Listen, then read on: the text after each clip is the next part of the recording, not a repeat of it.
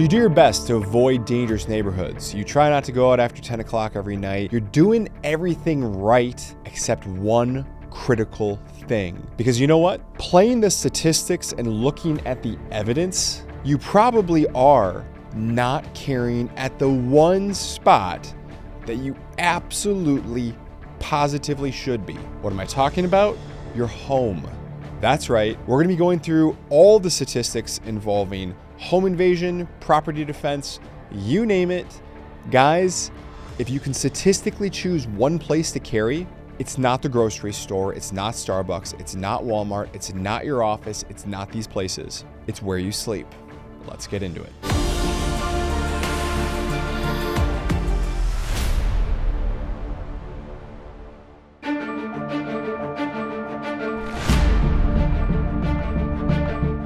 So first, some quick background information in case you are not aware of this. Every year in the United States, Americans use firearms defensively between about 500,000 to 3 million times. That's not me, the ex-state prosecutor criminal defense attorney, telling you that. That's the 2013 Center for Disease Control study that was commissioned by then President Barack Obama. That, as well as other extensive national studies, came up with the range of 500,000 to 3 million times per year Americans use firearms in self-defense. Now that is obviously not a small number. If you think about that, almost more Americans use firearms in self-defense than homeowners file home insurance policy claims. Think about that. There's almost more people using firearms in self-defense than people filing hail and lightning and fire claims for their house every year.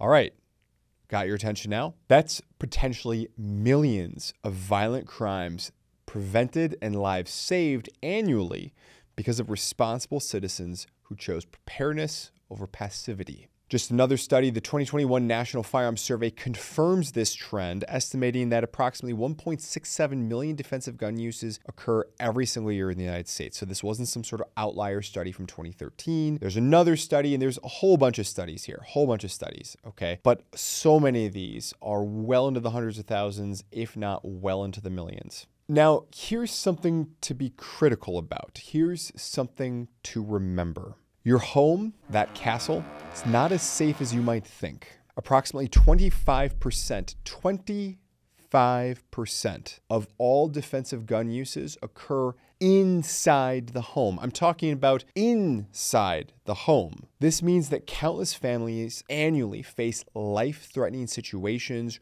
right where they should feel safest. Moreover, about 53.4%, so more than twice that first number, 53.4% of defensive firearm uses occur right on the property that we're talking, the driveway, yard, porch, backyard, all that kind of stuff, but outside the home, but on the property. 53.4%. Danger isn't just lurking in dark alleys. It's at your doorstep.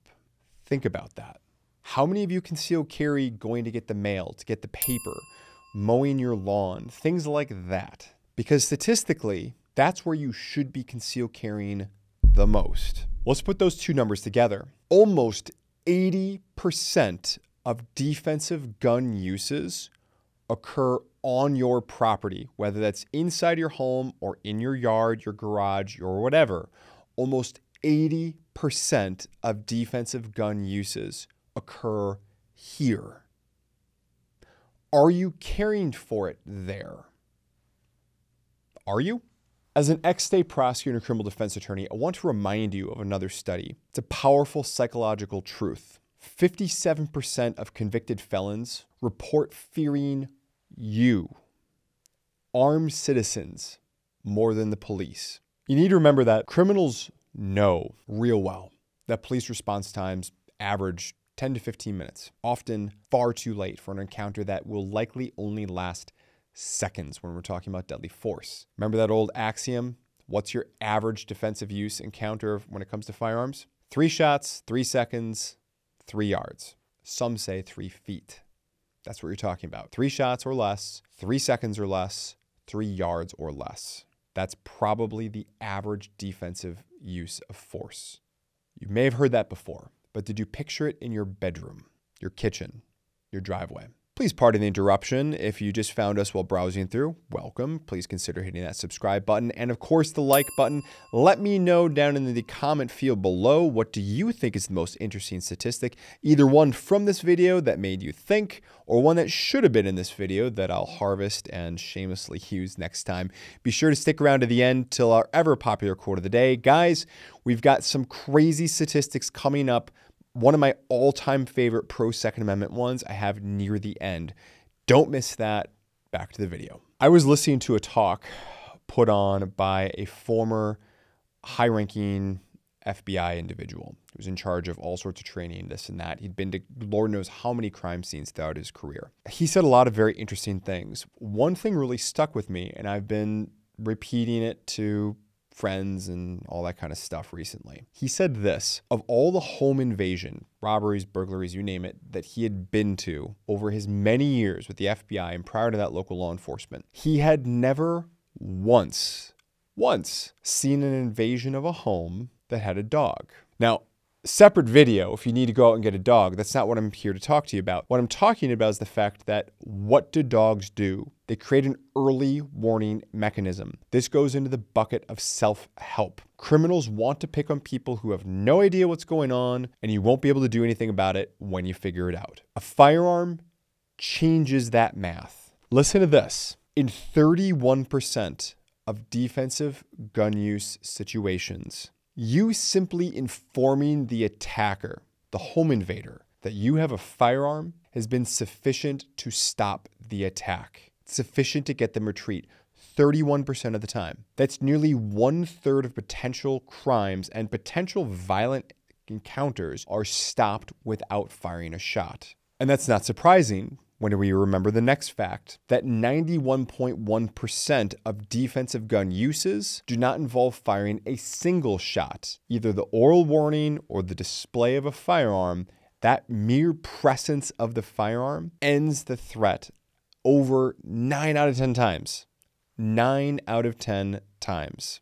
When you consider what an immensely powerful tool firearms are for self-defense, it's no wonder that for every offensive use of a firearm, a misuse of a firearm in commission of a crime, firearms are used in self-defense more than 6 times. That's a 6-to-1 ratio. And by the way, you can push those numbers even higher depending upon which self-defense metrics you want to be looking at. Now, some of the good news is this: you are using your firearms in self-defense. According to one study, about 498,000 uses of firearms in self-defense happen specifically inside the home. That's just according to one study, 498,000. Remember, these studies are all over the place about estimating how many defensive uses of firearms there are in America every year. Now, I know what some of you have probably been told. The best thing you can do to assure a good outcome for yourself is just not to resist, to go along. Or, hey, just screaming and making a ruckus. That's probably even better than using a firearm in self-defense, right? Wrong. Any ladies in the audience, I want you to pay particular attention to the following statistics. According to the Department of Justice's National Crime Victimization Survey, women who choose compliance when they are attacked, women who choose compliance, so they're not fighting back, are 250% more likely to be injured compared to women who use a firearm for self-defense. Even more startling, women attempting physical resistance without a firearm are 400% greater risk of injury compared to those who use a firearm in self-defense. Owning and knowing how to use a firearm responsibly can genuinely be the difference between life and severe injury or death. And gentlemen, your risk profile is similar, though a little bit different. Men who comply with their attacker are 140% more likely to sustain injuries compared to those who choose to defend themselves with a firearm. If you're trying to resist physically but without a firearm, well, congratulations. You're now 150% more likely to be harmed. This isn't conjecture. This isn't some guy just making up stuff. These are national, federal statistics and studies that have looked into this. As someone once said, trust the science. And the science speaks clearly. Being responsibly armed significantly improves your safety and your outcomes. The statistics that I've shared here aren't merely numbers. They represent lives, real families, real communities, strengthened by people, hopefully like you. Please consider responsibly getting trained, getting educated, and carrying your firearm even around your house. I appreciate you making it this far in the video. If you've already done so, please hit that like button. Comment down below what was the most interesting statistic either that you got from this video or that I should have included for something like this. I look forward to joining that discussion. And of course, we're going to close with our ever popular quote of the day. This one is one you've probably heard something like. It's kind of an anonymous medieval quote. At least I've not found a secure attribution. It goes something like this, quote, "A smooth sea never made a skilled mariner," end quote. Absolutely true. Try to remember that when you're taking the bumps in life, either you, your kids, your spouse, you name it. That said, I hope you survive those bumps and they find you better the next day. Take care. Thanks for sticking around to the end of the video. If you enjoyed this one, please feel free to check out some of our other great content, and we'll see you in the next one.